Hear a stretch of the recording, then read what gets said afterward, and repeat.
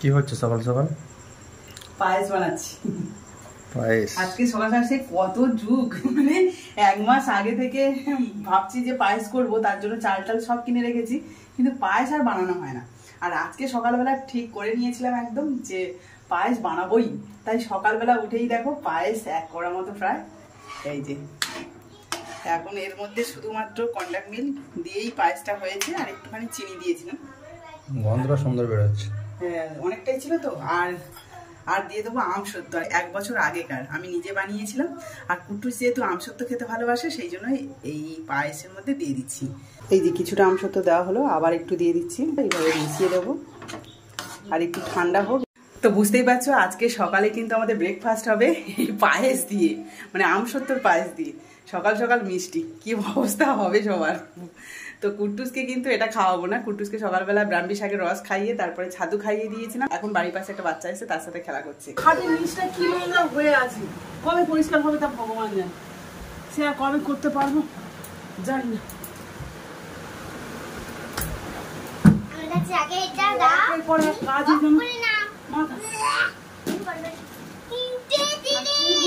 ফাঁকা হয়ে গেছে সারা ঘর।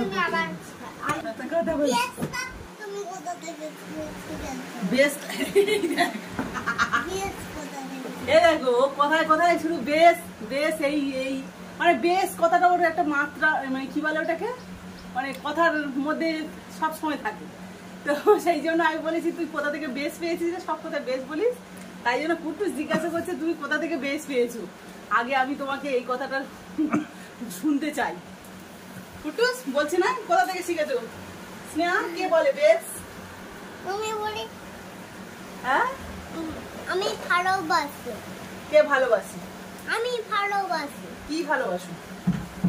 দেখো বেশ কথাটা বেশ বলে।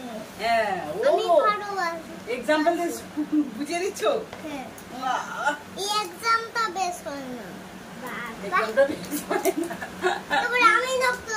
তো দেখো ঘরের মধ্যে কাজকর্মগুলো সেরে নিয়েছি, এখন বাইরে এলাম। আর আগে থেকে কিন্তু আমি জামা কাপড় আর বেডশিট 3খানা পরেছি। আগের দিন ওই যে হালকা বৃষ্টি হয়েছে, এতেই কিন্তু কুট্টুস টয়লেট করে দিয়েছে বিছানাতে, তার জন্য 3খানা বেডশিট আমার কাচতে হচ্ছে। আর এছাড়া তো জামা কাপড় রয়েছে, আর এগুলো কেচে কুচে ধুয়ে রেখে গেছিলাম, এখন শুধু কমফোর্ট দিয়ে দিচ্ছি। আর এই যে দেখো 2 থেকে 3 দিন ধরে সমানে হালকা বৃষ্টি হচ্ছে, কিন্তু মেঘলা হয়ে আছে, তার জন্য জামা কাপড়গুলো শুকনো হচ্ছে না। আর এই 2-3 দিন ধরে যদি জামা কাপড় শুকনো করা হয় তাহলে দেখ কেমন একটা গন্ধ করে, রোদ্দুরে না পেলে যেমন হয় আর কি। তো একটু কমফোর্ট দিলে দারুণ সেন্ট বেরোয়। তো দেখো সব জামা কাপড়ের মধ্যে কমফোর্ট দেওয়া হয়ে গেছে, এবার ভালো করে নিংড়ে রোদ্দুরে দিয়ে দেবো। এছাড়া আমার অনেক কাজ আছে, কিন্তু এই যে কল তোলায় আসলে কিন্তু কাজের শেষ হয় না। আর এই দেখো সব জামা কাপড় আমার রোদ্দুরে দেওয়া হয়ে গেছে। আর এই যে একটা বেল গাছ, এটা বাবা কোথা থেকে নিয়ে এসে রেখেছে, 2 দিন ধরে পড়ে আছে দেখলাম। তাই আমি কি করলাম, আজকে একটুখানি হাতে সময় করে এই যে আমাদের যেখানে পাঁচিল এবং মন্দির হচ্ছে সেই কর্নারে লাগাচ্ছি। কারণ দেখবে যখন পুজো ভোগ দেওয়া হয় সেই সময় বেলপাতা লাগে, আর সেই বেলপাতাটা তোলার জন্য আমাদের সেই বাঁশ বাগানে যেতে হয়, সব সময় ভালো লাগে না। কিন্তু এই যে ঠাকুর মন্দিরের পাশে যদি এরকম বেলগাছ থাকে একটা ছোট্ট মতো, সেখান থেকে পাতা তুলে ঠাকুরের দেওয়া যায়, সেই জন্য আমি একদম ঠাকুর মন্দিরের পাশেই দিচ্ছি। আর জানো তো এই স্বপ্নের ঠাকুর মন্দিরটা আমার কবে হয়ে যাওয়ার কথা, কিন্তু সেই মিস্ত্রি এবং আমাদের নিজেদের সমস্যার জন্য এই মন্দিরটা সেভাবেই পড়ে আছে। দেখতে পাচ্ছ ওইটুকুই হয়েছে, আর হলো না। আর এখানে আগে যে মন্দিরটা ছিল তার কিছুটা অংশ রাখা আছে পাঁচিল হিসাবে, মানে সামনে যদি ওটা তুলে দেওয়া হয় তাহলে কিন্তু একদম ফাঁকা থাকবে, ভালো লাগবে না। সেই জন্য ওই যে আমাদের দূরে পাঁচিলটা দেখতে পাচ্ছ, ওই পাঁচিলটা কিন্তু অনেকটাই উঁচু হবে, সেটাও হচ্ছে না। আর এখানে এইরকম সামনেরটা কি বিচ্ছিরি হয়ে আছে, তোমাদের ঠিকঠাক দেখানোও যায় না। আর এখন তো বর্ষাকাল পড়ে গেছে, আর এবছর কাজ হবে না, জানি না কবে হবে কাজ, ভগবান যেদিন সময় দেবে তবেই হবে। আর ওই ঠাকুর মন্দিরের ভেতরে মাটি ফেলা আছে বলে মা কী করেছে, নোটে শাকের দানা ছড়িয়ে দিয়েছে, জানি না হবে কিনা। তারপরে তো আবার বৃষ্টি হয়েছে। আর এখানে দেখো আমি তারপরে চলে এসেছি মাছ কাটতে। মা সকালে মাছ ধরতে গেছিলো পুকুরে, আর বড় একটা পাঙাশ ট্যাংরা ধরে নিয়ে এসছে, দেখো কত বড়। জানো তো বেশ অনেকগুলো গত বছরই খেয়ে নিয়েছিলাম, আর এবছর এই একটাই নাকি মা বলছিল যে অনেক দিন ধরে জ্বালাতন করছে, মানে ছিপের কাঁটা কেটে নিয়ে চলে যাচ্ছিল। আর আজকের আলটিমেট ধরা পড়েছে। আর কি সুন্দর দেখো পুকুরের মাছ বলে একদম গা চকচক করছে। আর মা খায় না পাঙাশ ট্যাংরা, একটা ছোট তেলাপিয়া হয়েছে, ওটাতেই মার হয়ে যাবে। আর এই মাছ কাটতে গেলে কি বলো তো, কোনো সমস্যা নেই, শুধুমাত্র ওই কানকো কাছে আর পিঠের কাছে যে কাঁটাটা থাকে ওই দুটো কাটতে গিয়ে আমার নাজেহাল অবস্থা হয়েছে। আর আমাদের এই যে বাইরে যে বটিটা থাকে সেটা না খুব একটা ধার নেই, তার জন্যই সমস্যা। ধারালো হলে অতটা সমস্যা হয় না। আমাদের ঘরে একটা বঁটি থাকে আর বাইরে একটা বঁটি থাকে, আর এইটা একটু বড় বঁটি কিন্তু ধার কম। ঘরে যে ছোট বঁটিটা আছে সেটা কিন্তু ভালোই ধার। তো যাই হোক, এখন কষ্টসৃষ্ট করে এই যে কানকোগুলো বা পিঠের যে কাঁটাটা সেটাও আমি কেটে ফেলেছি। আর এখন দেখো মাছটা কাটছি, আর পুকুরের মাছ বলে এত লাল টকটকে রক্ত কি বলবো। আমি না একসময় এই কারণেই মাছ কাটতাম না, কিন্তু এখন আর কিছু করার থাকে না। বড় মাছ আমার শাশুড়ি মা কাটতে পারে না, আগে তো তোমাদের দাদাভাই কাটতো, এখন আমিই কাটি। আগে শুধু মোড়া মাছই আমি কাটতাম, জ্যান্ত মাছ একদমই কাটতে চাইতাম না, কিন্তু এখন পরিস্থিতির চাপে সব রকমই মাছ কাটতে পারি, কোনো অসুবিধা হয় না। তো যাই হোক, দেখো কথা বলতে বলতে আমার সব মাছ কাটা হয়ে গেছে, আর অনেকগুলো পিস হয়েছে দেখতে পাচ্ছ। মাছের মুড়োটাকে কিন্তু আবার 2 পিস করতে হবে, কারণ তোমাদের দাদাভাই বললো যে ওটা গোটা থাকলে না খুব একটা ভালো ভাজা হয় না, আর একজনের হবে, তার থেকে 2 পিস হলে 2 জন খেতে পারবে। মানে তোমাদের দাদাভাই মাছের মুড়ো খেতে খুবই পছন্দ করে, তবে সেটাকে সবাইকে দিয়ে তারপরে একটুখানি খায়, তাই 2 ভাগ করে দিলে ওকে একটা দিলে আর বাকিটা সবাই মিলে ভাগ করে খেলে কোনো অসুবিধা হয় না, তাই 2 ভাগ করে নিয়েছি। আর এখন দেখো মাছগুলো এই যে ভালো করে ধুয়ে নিচ্ছি। তো দেখো মাছ টাছ ধুয়ে একেবারে স্নান টান করে চলে এসেছি। মাছ ধোয়ার পরে কিন্তু স্নান না করলে কেমন একটা আঁচটে আঁচটে গন্ধ লাগে আমার, তো সেই জন্য স্নানটাও করে নিয়েছি। আর তারপরে সবাই মিলে একসাথে এখন খাবো পায়েস। আর কুট্টুস নিজের বাটিটা পছন্দ করে নিয়ে নিয়েছে, আর যে বাচ্চাটার সাথে খেলছিল তাকেও সঙ্গে নিয়ে নিয়েছি, আর দেবজিৎও এসছে তাকেও বসিয়ে দিয়েছি। আর বাবা মা তো রয়েছে, সবাইকে আমি বাটিতে বাটিতে করে দিয়ে দিচ্ছি। সবাইকে এখন পায়েস দিচ্ছি। পায়েসকে বলো কেমন হয়েছে? ভালো। আরে তারা আজকে কি কুট্টুসের জন্মদিন? হ্যাঁ সত্যি? না না, আজকে কি করে হতে পারে? নাকি দাদার জন্মদিন? আমার তাহলে খাও। আজকে নভেম্বর হয়ে গেছে। সবাইকে পায়েস দিয়ে দিয়েছি, আর তোমাদের দাদাভাইকে খাইয়ে দিচ্ছিলাম, আর আমি নিজে খাচ্ছিলাম। তো চলো এই পায়েস খেতে খেতে তোমাদের কমেন্টগুলো পড়ে নিই ঝটপট। প্রথমে আমি ফেসবুক থেকে অপর্ণা মণ্ডলের কমেন্ট পড়ব। তুমি বলেছো তোমাকে আর তোমার হাজব্যান্ডকে সত্যি খুব ভালো লাগে। থ্যাংক ইউ সো মাচ গো এত ভালো কমেন্ট করার জন্য। এছাড়া যারা কমেন্ট করো তাদের নামগুলো আমি নিচ্ছি। প্রথমে বলছি মুনমুন, প্রিয়াঙ্কা, অরিজিৎ, জলি, ইন্দ্রাণী, ঝর্ণা, সোমনাথ। তোমরা ফেসবুক থেকে কমেন্ট করো, খুব ভালো, থ্যাংক ইউ সো মাচ, এভাবে কমেন্ট করতে থাকো। এরপরে আসি ইউটিউব থেকে সন্ধিতা বিশ্বাস বলেছো যে দিদি আগের দিন আপনি যে রুমে বসে কাজ করছিলে সেই রুমটা কি নতুন রুম?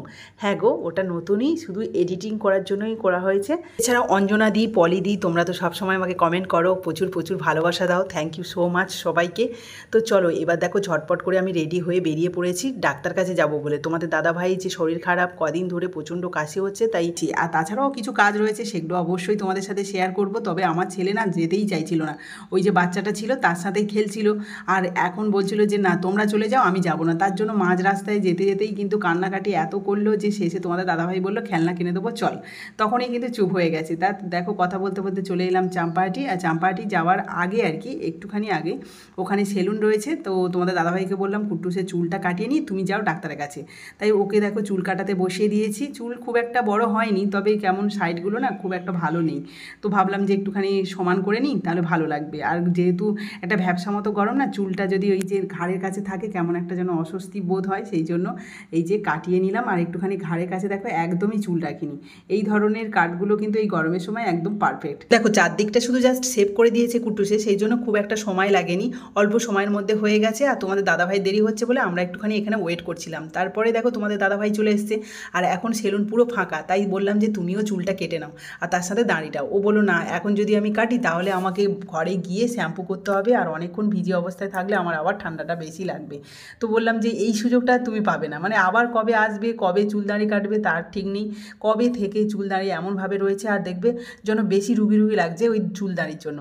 সেই জন্য বলতে আবার চুল দাড়িটা কেটে নিল। আর কুট্টুস দেখো ওই যে চুল কেটেছে কিন্তু ম্যাসাজ করা হয়নি, সেই জন্য আবার বসে গেছে। মানে ওর বাবাকে যখন ম্যাসাজ করছিল তখনই বলে যে আমাকে তো কই ম্যাসাজ করলো না, সেই জন্য দেখো ওকে আবার একটুখানি সুন্দর করে ম্যাসাজ করে দিচ্ছে।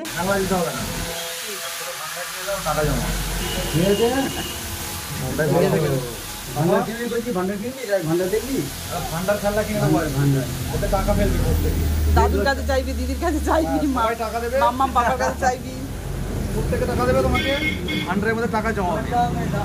চাও পারে কোন ভান্ডারটা নিবি রে?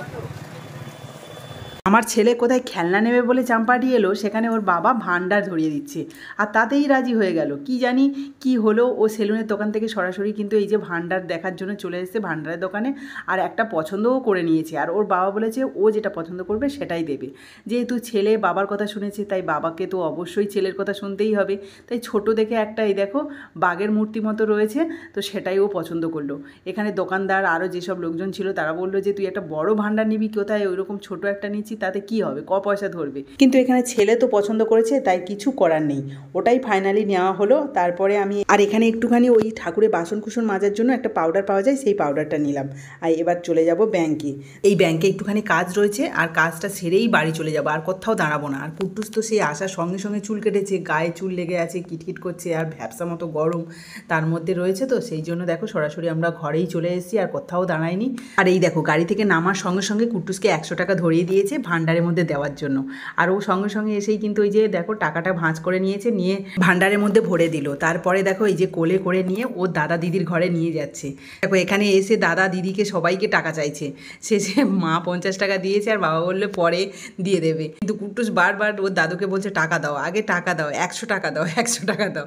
তো বাবার কাছে নেই বলে আর দিল না এখন। তবে আমাকেও ছাড়েনি, কিন্তু আমাকেও দিতে হয়েছে। 7 টাকা কোথায় পেলে? কোথা থেকে ছোট 1 টাকা 1 টাকা 2 টাকা বের করেছি। তুমি কত দিচ্ছ? 100? দাও দাও, এই তো মামা 100 দিচ্ছে। ধরো একদিনে কত টাকা জমে গেল বাবা? এরপরে তো আর কোনোদিন হবে না। কেন হবে না? দিতে হবে ওকে। মনে থাকবে, হবে না বললে হবে না, দিতে হবে। কই চেয়ে নেবে তুমি সবার কাছ থেকে? দাও 5, 1 গেল, 5 গেল, আবার মা দিল 100। বাবা হেভি করে দিচ্ছে তো। বাপ ঠিক করে খেয়ে নিল, গপ গপ করে খেয়ে নিচ্ছে বাপ। আরো দাও, একদিন নয়, পর পর। একদিনে পেট ফেটে যাবে। ও 2 দিন 1 দিন অন্তরে মাঝে মাঝে হাম খাচ্ছে। বাক্যে আবার হাম খাচ্ছে। আচ্ছা হাম খাচ্ছে, এবার এটা কি কোথায় রাখা যাবে? আর বিছানাপত্র রেখি দাও, হয় দই তো সব নিয়ে এসে সব গোছাও, সব গোছাও। ওখানে থাক, যখনই টাকা পয়সা কেউ দেবে তোমাকে, তুমি ওখানে রেখে দেবে। হালুম করে খেয়ে নেবে, হালুম করে ওর পেটের মধ্যে রেখে দেবে টাকাগুলো।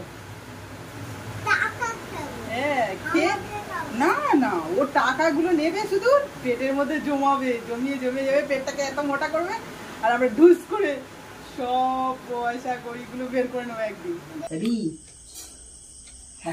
সন্ধ্যে 7:30 বাজে, কুট্টুস আর আমি আঁশফল খাচ্ছি। মেজো কাকাদের আঁশফল দিয়েছিল, সেগুলো খাচ্ছি। আজকে তো আবার নিশ্চয়ই রান্না করতে যেতে পারলাম না, কি যে হচ্ছে প্রায় সময় কিন্তু আমার রান্না বন্ধ। হ্যাঁ এই মেঘ উঠছে, কারেন্ট চলে যাচ্ছে, আর আজকে যেভাবে মেঘ হচ্ছিল কি বলবো, তোমাদের তো আর দেখাতে পারিনি। এসেই রান্না করেছিল মা, খেয়ে দিয়ে শুয়ে পড়েছিলাম। তারপরে একটু ভিডিওর কাজ ছিল, সেগুলো সেরেছি। আর কুট্টুস তো এই যে সন্ধ্যাবেলা কি খেয়েছে, ম্যাগি দিয়েছে। আর কে করে দিয়েছে? ও বাবা, কুট্টুস আমাকে ছাড়িয়ে দিচ্ছে, কি রে সোনা ছেলে হয়ে গেছে। বাহ, খাই। কাকাদের হাঁসফলগুলো খুব মিষ্টি, হেভি। কি সুন্দর করে ছাড়াচ্ছি, দারুণ, সুপার, এক্সিলেন্ট। একটুখানি করে ছাড়াচ্ছে, আবার রেখে দিচ্ছে, কোথায় রাখছে দেখো, থালায় রাখছে। আমি বলেছি বিছানায় ফেলতে না, একটুখানি করে প্রতিবার একটু একটু করে। চুল কেটেছে না, মাথায় বুদ্ধি বেড়েছে, চুল কেটে বুদ্ধি বেড়ে গেছে। ওই দেখো বের করেছি, ইয়াটা কি? আচ্ছা না